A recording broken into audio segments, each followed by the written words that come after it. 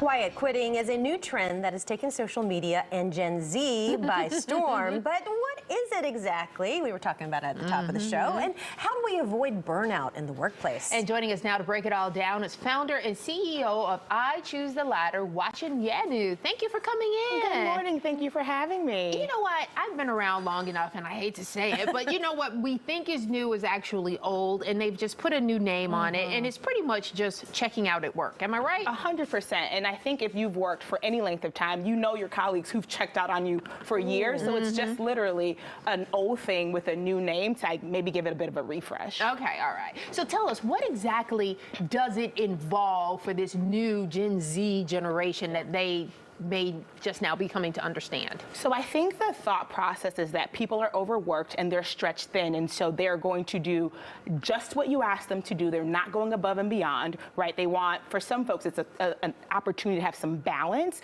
but it's basically checking out. You've decided that you are no longer going to do extra, and so you're going to do the bare minimum. You're going to come in, you're going to do your job, and you're going to go home.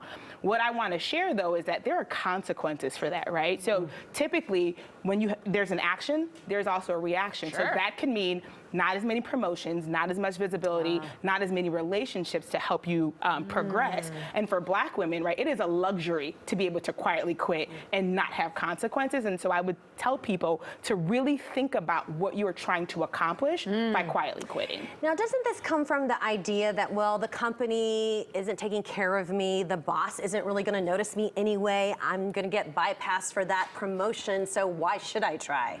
But not trying doesn't get you closer to getting noticed, getting a job, right? So again, it's like, what are you trying to accomplish? I do think, though, that this is an opportunity for companies to realize that some of their employees may be stretched too thin. They may not have enough resources. But what I think will happen is it'll be a reason to continue to not promote and not see certain populations of people. So if you're a person that feels like you want to quietly quit, how do you avoid that burnout that you were talking about? Or how do you say to yourself, how do you get yourself out of that mindset? So you have to be strategic about what you raise your hand for at work.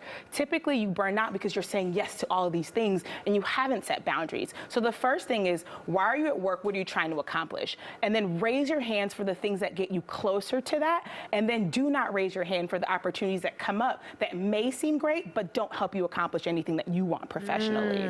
Makes so much sense. Yeah, I mean, don't you think there is a difference? I mean, there's been a lot of discussion and articles and studies about the differences in the generations, like the older generation versus the really younger generation. It's like they're not going to put up with the same things that the older generation put up with in the workplace. Is that some truth behind the quiet quitting? That is 100% true, but what we have to realize is just because the generations have changed does not mean that corporate America has changed at the same rate, right?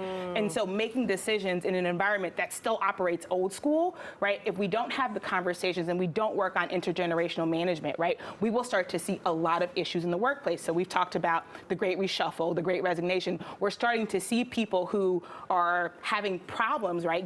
Right now, I think we have 4 generations in the workplace. Like 4 different generations who all came through with different expectations. And so I do think it's a bit of intergenerational trying to figure out what works now versus what worked before. And that is, so this quiet quitting has also led to a new term, quiet firing.